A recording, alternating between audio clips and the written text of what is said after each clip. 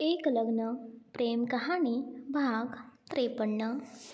रात्रीचे जेवण करून सिद्धार्थ आणि अवनी दोघेही गार्डनमध्ये शतपावली करत होते. बऱ्याच वेळानंतर शतपावली केल्यानंतर आता मात्र आपली अवनी थोडी दमलेलीच होती.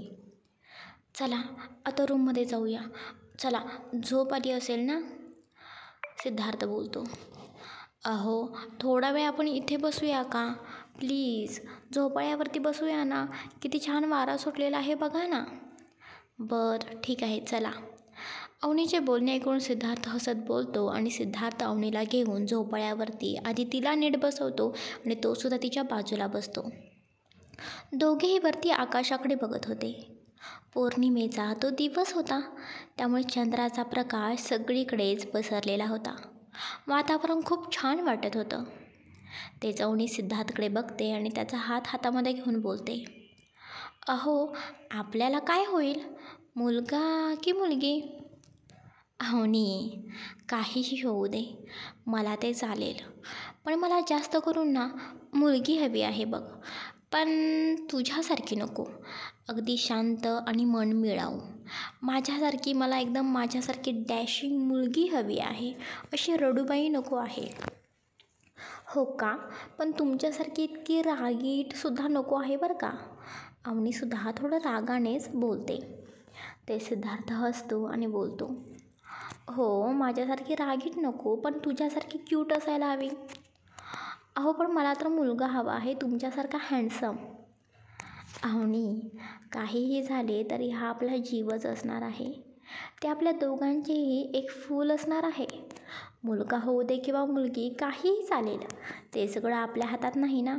पण जे काही होईल ना, त्याला आपण भरभरून प्रेम द्यायचं बघ. हो, मला तर माझ्या आईवडिलांचं प्रेम कधी मिळालं नाही, पण मी आपल्या बाळाला कधीच आईचं प्रेम कमी पडू देणार नाही. तुम्हीसुद्धा आपल्या बाळावरती खूप जास्त प्रेम कराल ना. अवनी, वेडी आहेस का? हे काही विचारणं झालं का? ते आपल्या दोघांचं बाळ आहे. अगदी स्वतःपेक्षा जास्त आपण त्याला तळहाताच्या खोडाप्रमाणे जपू. मी तर ना आपल्या बाळाचे खूप खूप लाड करणार आहे. अवनी आणि सिद्धार्थ त्या झोपाळ्यावरती बसून बराच वेळ अशाच गप्पा मारत होते. रात्रसुद्धा आता खूप झालेली होती आणि अवनीला आता थोडी हळूहळू थंडीसुद्धा वाजत होती.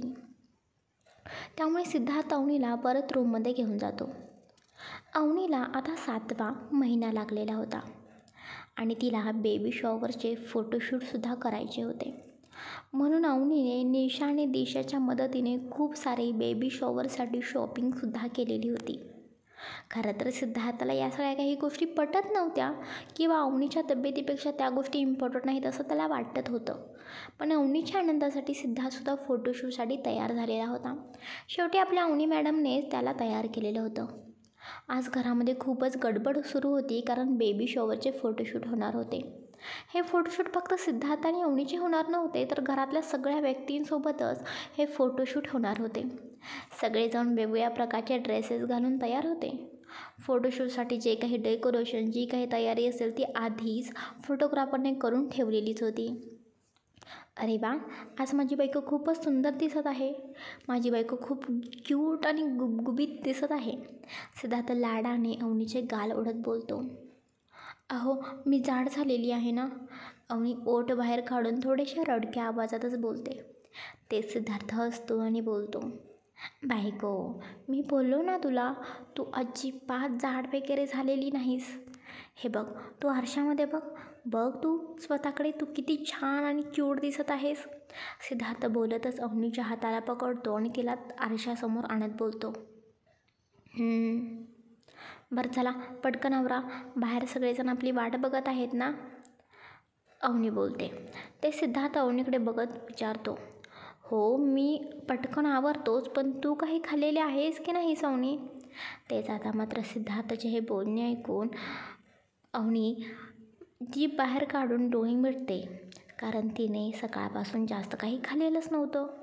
या फोटोशूटच्या नादामध्ये ती सकाळचा नाश्ता करायचा विसरूनच गेलेली होती. एवढी तिची घाई गडबड सुरू होती. तेच अवनी काही बोलत नाही हे बघून सिद्धार्थ बोलतो. अवनी, मी तुला काय विचारत आहे, तू सकाळपासून काही खाल्ले आहेस की नाहीस? हां हो, खाल्ली आहे ना. आता चला तुम्ही पटकन आवरा बरं.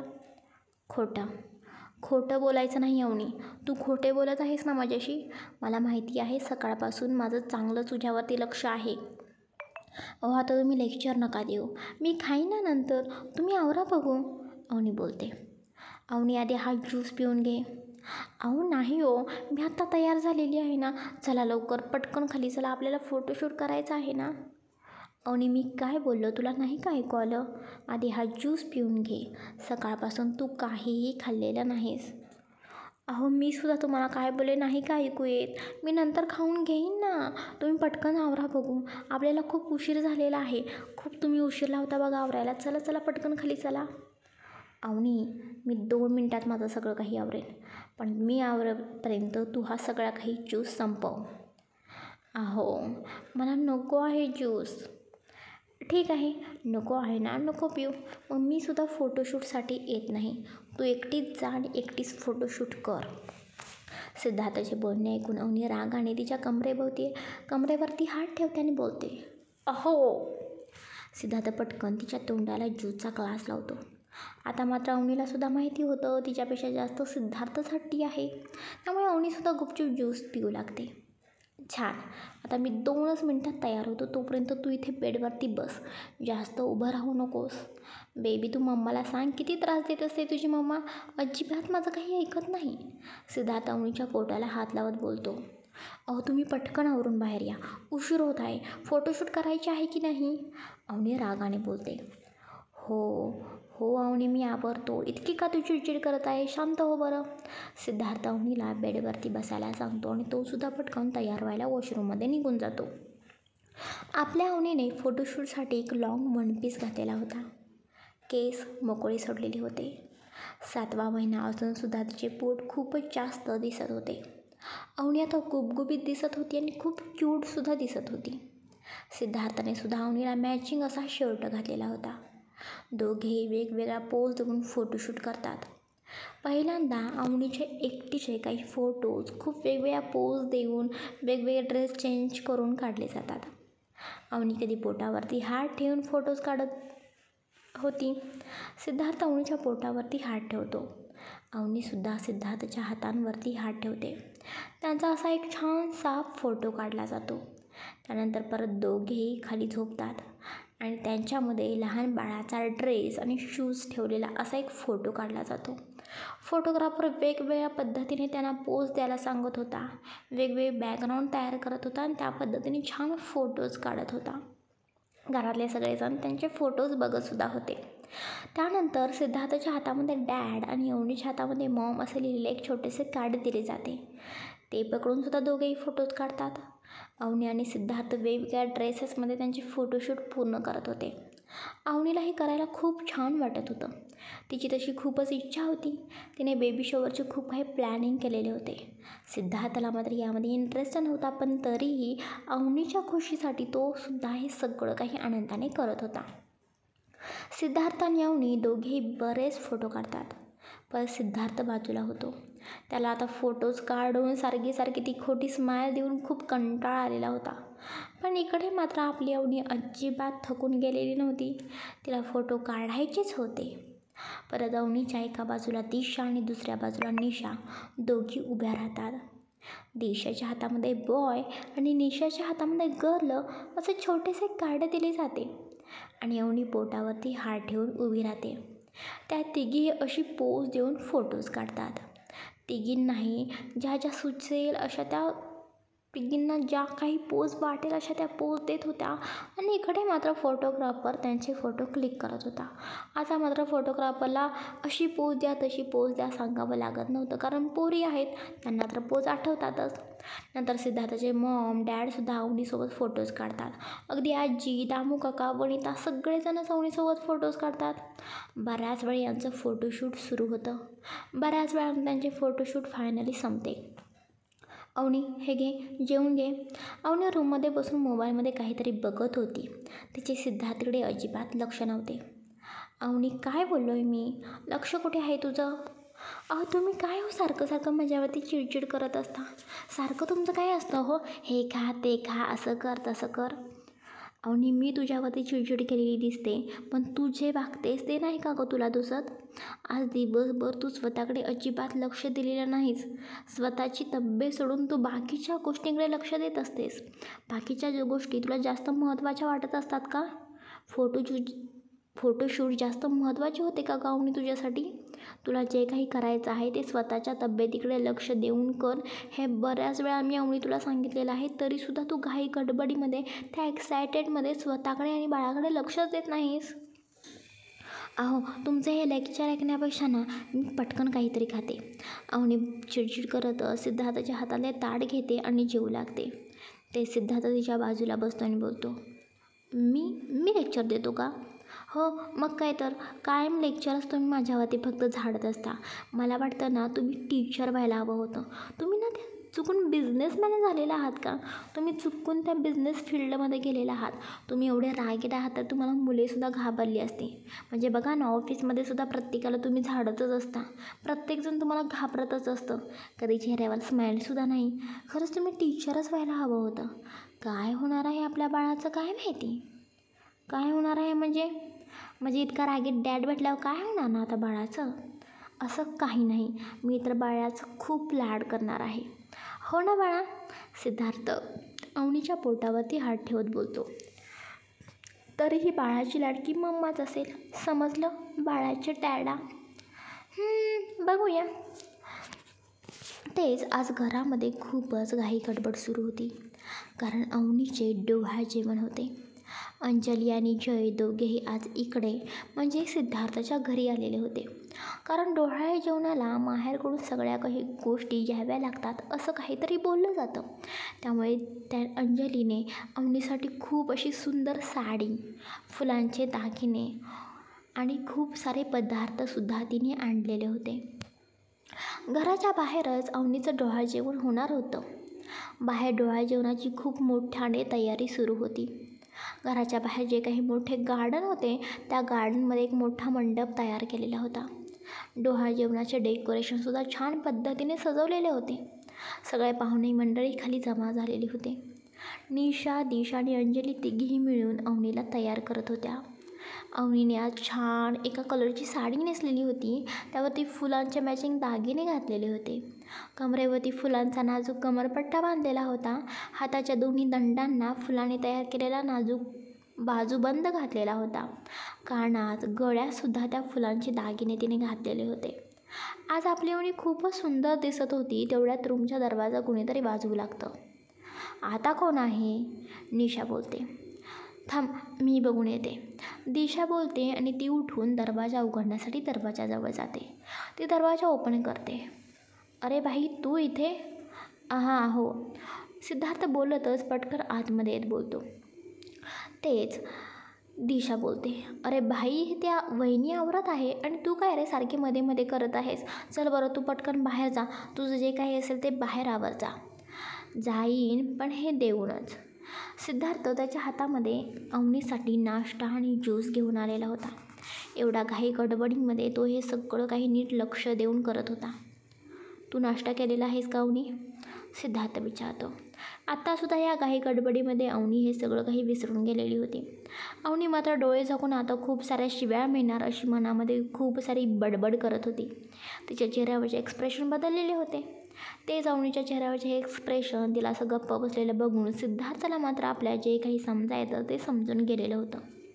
हे घे, पटकन हे खाऊन घे आणि हा ज्यूससुद्धा पी. मला कारणं नको आहेत. आणि तुम्ही तिघी फक्त तिच्या आवरण्यासाठी इथे आलेला आहात का? तिने काही खाल्ले आहे की नाही हे सुद्धा तुम्ही साधं तिला विचारलं नाही का? दिशा, तूच बोलत होतीस ना मी बहिणीची काळजी खूप घेते. मग अशी असते का तुझी काळजी? अहो प्लीज, तुम्ही दिशाला नका ओरडू. तिची यामध्ये काहीच चूक नाही. मीच घाई गडबडीमध्ये जरा. अवनी, तुला तर मी रात्री बघून घेईन. सिद्धार्थ थोड्याशा रागात बोलतो. तू नक्की काय करणार आहेस? रात्री काही स्पेशल वगैरे आहे का? रूम वगैरे डेकोरेट करून ठेवू का मी? तेवढीच रोमॅन्टिक नाईटसुद्धा तुमची होईल. निशा हसत बोलते. हो ना, तसं काही असेल तर आम्हाला सांग बरं का, आम्ही तुला हेल्प करू. निशासुद्धा दिशाला साथ देत बोलते. तेच या दोघींचं बोलणं, सिद्धार्थाची मस्करी बघून अंजली तोंडावरती हात ठेवून हसू लागते. तेच या तिघी हसत होत्या हे बघून सिद्धार्थ रागाने बोलतो, तुम्ही तिघी माझी इथे मस्करी करत आहात का? अरे नाही रे, आम्ही का तुझी मस्करी करू? आता तूच बोललास ना, अवनी मी तुला रात्री बघून घेईन, मग आता रात्री काय बघतात? दिशा हसत बोलते. तेच आजी अवनीच्या रूममध्ये येतात आणि या सगळ्यांचं बोलणं ऐकून बोलतात, काय चाललं आहे ते? आवरलं का गं तुमचं? काय रे सिद्धार्थ, तू इथे काय करत आहेस? बाहेर सगळेजण तुला आवाज देत आहेत, पण तू इथे तुझ्या बायकोजवळ बसलेला आहेस का? आजी, तिने सकाळपासून काहीच खाल्लं नाही. तिला जरा तू सांग ना समजावून. ती नीट स्वतःच्या तब्येतीकडे लक्षसुद्धा देत नाही. सांग थोडंफार तिला. हो सिद्धार्थ, मी त्याला सांगते, तू बाहेर जा, तुला कोणीतरी बोलावत आहे, बघ काय बोलतात ते. आजींचे बोलणे ऐकून सिद्धार्थ निघून जातो. वहिनी, आधी तू नाश्ता करून घे बरं. परत जर बाईला समजले तू नाश्ता नाही केला तर तो सगळे घर डोक्यावरती घेईल. दिशाचे बोलणे ऐकून सगळेजण हसू लागतात. अवनीसुद्धा सिद्धार्थच्या या वागण्यामुळे पहिला नाश्ता करते. दिशा अवनीला घेऊन तयार करून खाली येते. सगळी तयारी आधीच झालेली होती. डोहाळ जेवणाचा कार्यक्रम सुरू होतो. पण अवनीला मात्र आता सिद्धार्थ कुठेही दिसत नव्हता. तिची नजर फक्त या सगळ्या काही माणसांच्या गर्दीत फक्त सिद्धार्थाला शोधत होती. सिद्धार्थ कुठेच दिसत नाही हे बघून अवनी निशाला बोलवते आणि बोलते, निशा, हे कुठे आहेत? वहिनी असेल ना तो कुठेतरी.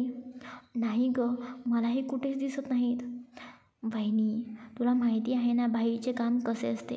ऑफिसचे काम करत बसला असेल तो. जाऊ दे तो तिकडे, तू नको त्याच्याकडे लक्ष देऊ, तू या कार्यक्रमाकडे लक्ष दे. निशाचे बोलणे ऐकून आता मात्र अवनीला सिद्धार्थाचा खूपच राग आलेला होता. तो खरंच ऑफिसचं काम करत आहे की काय, असं अवनीला वाटलं होतं. त्यामुळे ती पटकन सिद्धार्थाला कॉल करते. हॅलो, सिद्धार्थ बोलतो. हॅलो, कुठे आहात तुम्ही? इथेच आहे. इथेच म्हणजे कुठे? मगासपासून मी बघते, मला तुम्ही कुठेच दिसला नाही.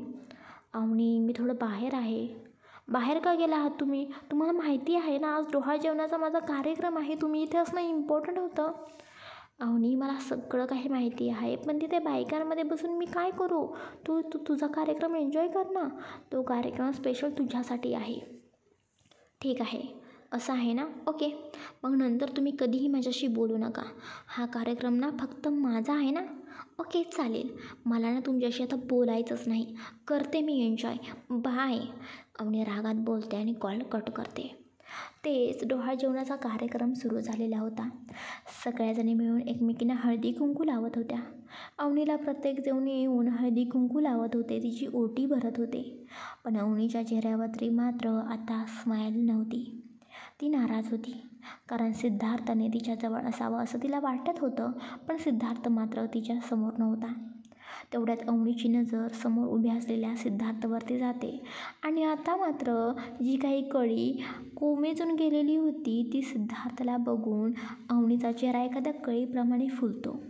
सिद्धार्थ लांबूनच हाताने स्माईल दे म्हणून खुणावतो. अवनीसुद्धा मोठीवाली स्माईल देते. अवनीच्या हातातसुद्धा वेगवेगळे पोज देऊन फोटो काढले जातात. ए भाई, तू तिकडे का उभा आहेस? इकडे ये ना, तुमच्या दोघांचे फोटोशूट करायचे आहे. दिशा बोलते. अगं पण परवा तर आपण फोटोशूट केलेले आहे ना, मग आता काय आणखीन फोटोशूट करायचं आहे? तुम्ही फक्त अवनीचं करा. ए भाई, असं नसतं रे, तू पटकन इकडे ये. दिशा जबरदस्तीने सिद्धार्थच्या हाताला पकडून अवनीजवळ घेऊन येते. परत त्या दोघांच्या काही वेगवेगळ्या पोज देऊन छानपैकी फोटोसुद्धा काढले जातात. अवनी बाळ, आता तुझ्यासमोर या 2 वाट्या ठेवलेल्या आहेत आणि यातल्या कोणत्याही एका वाटीला तू हात लावायचा आहेस. जर पेढा असेल तर मुलगा आणि बर्फी असेल तर मुलगी. आजी बोलतात. हे असं सुद्धा काही असतं का? ए आजी, असं काही नसतं बरं का, असं थोडीच असतं. आजींचे बोलणे ऐकून सिद्धार्थ पटकन मध्ये बोलतो. ते सिद्धार्थचे बोलणे ऐकून आजी बोलतात. ए सिद्धार्थ, तू गप्प बस रे. आपण फक्त एक थोडीशी मस्करी म्हणून किंवा एक आधीपासून चालत आलेली एक पद्धत म्हणून या सगळ्या काही गोष्टी करत आहोत. सगळंच काही मनावरती घ्यायचं नसतं रे. असं काही होईल असं नसतं, पण तरीही करायला म्हणून काय हरकत आहे? आजी, मला ना मुलगीच हवी आहे, सिद्धार्थ बोलतो. ते सिद्धार्थचे बोलणे ऐकून अवनीसुद्धा पटकन बोलते. नाही नाही आजी, मला मुलगा हवा आहे. बरं, तुम्ही भांडू नका. सिद्धार्थ, तू सुद्धा अवनीला मदत कर. दोघेही विचार करून ठरवा कोणत्या वाटेला हात लावायचा. काय करूया? या वाटीला हात लावून बघूया का? अवनी सिद्धार्थकडे बघून विचारते. या वाटीखाली असेल ना बर्फी? म्हणजे मुलगी होईल ना? सिद्धार्थ बोलतो. सिद्धार्थ अवनी दोघे ठरवून एक वाटीवरती हात ठेवतात. अवनी उघडून बघते तर आतमध्ये बर्फी होती. अरे वा, बर्फी आली म्हणजे मला मुलगीच होणार, सिद्धार्थ हसत बोलतो. ते सिद्धार्थाचे बोलणे ऐकून आजीसुद्धा हसतात आणि बोलतात. अरे मगाशी जर तुझा यावरती विश्वास नव्हता ना? हा ठीक आहे ना, पण मला मुलगीच होणार, मला माहिती आहे, सिद्धार्थ हसत बोलतो. त्यानंतर परत दोघांच्या समोर एक मोठा केक आणला जातो आणि त्या केकवरती छान अशी डिझाईन केलेली होती. दोघेही मिळून ते केक कट करतात. एका केकवरती मॉम तर दुसऱ्या केकवरती डॅड लिहिलेलं होतं. परत अवनी धाका चंद्रावरती बसून फोटोशूट करते. सिद्धार्थसुद्धा तिच्यासोबत उभे राहून पाठीमागे फोटोशूट करतच होता. फोटोशूट झाल्यानंतर आता मात्र अवनीला खूप भूक लागलेली होती, पण तिला या फुलांच्या ज्वेलरी आणि त्या भरदार साडीमध्ये आता कसं तरीच होत होतं. एवढ्या उशीर बसून इकडे तिकडे करून फोटोज काढून बिचारी आता दमलेली होती. तिला उकडतसुद्धा होतं, अनकम्फर्टेबल फील होत होतं. अवनी, चल बरं, आता पटकन जेवून घे, सगळा काही कार्यक्रम झालेला आहे, तुझ्या आवडीचा सगळा काही मेनू आहे, सिद्धार्थ बोलतो. खरं तर डोहाळ जेवणाच्या वेळी सिद्धार्थने सगळं काही अवनीच्या आवडीचाच मेनू जेवणामध्ये स्पेशल ठेवलेला होता. सिद्धार्थचे बोलणे ऐकून अवनी हसते आणि बोलते.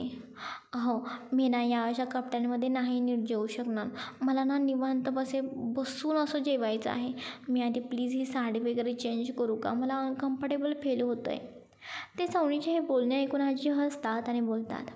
अवनी बाळा, आता तसाही डोहाळ जेवणाचा कार्यक्रम झालेलाच आहे, पाहुणे मंडळीसुद्धा हळूहळू जातच आहेत, त्यामुळे बाळा तू एक काम कर, तू निवांतपणे तुझ्या रूममध्ये जाऊन छानपैकी चेंज कर आणि निवांतमध्ये रूममध्येच बस.